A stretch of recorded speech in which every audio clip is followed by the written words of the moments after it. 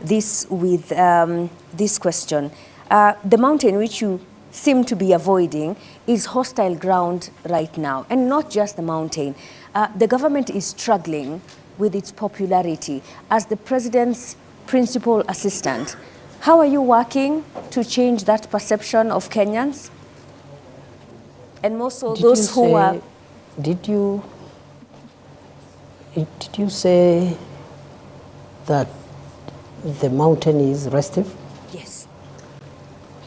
The reception in Embu, for example, in Nyandarua the other day, residents refused to listen to the president's speech. In Nakuru County, at a burial, again, they did not want to listen to the president's message. That is democracy. That's how democracy works. Is that hostile ground to the government that you serve as deputy president now?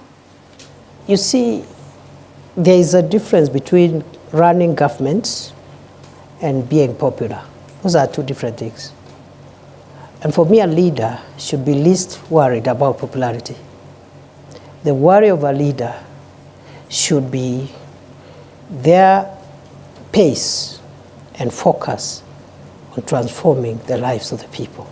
And do you think the lives of the people have been transformed? Leader is not necessarily one who is popular all the time. However, a good leader knows when to be popular. Don't you think that popularity has gone down because Kenyans' lives I really don't think so, because at the moment, President RUTO and this administration now in the midterm is not in their priority to look for popularity. There is no election taking place. The task of the government now at midterm is to track the pace of delivery, where there are gaps, seal those gaps, and just deliver on the commitments. The time will come when there will be popularity contests. And let me tell you, for avoidance of doubts, that is not President Ruto's worry.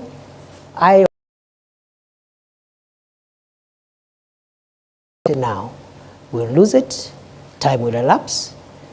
We could even win the election next time, but we will not have delivered as we ought to deliver. Your Excellency, and that transformation that you're talking about, Ashley, allow me, is what brings us into the next topic, which is about the economy. And Joel Chacha is going to lead that session. Well, the government of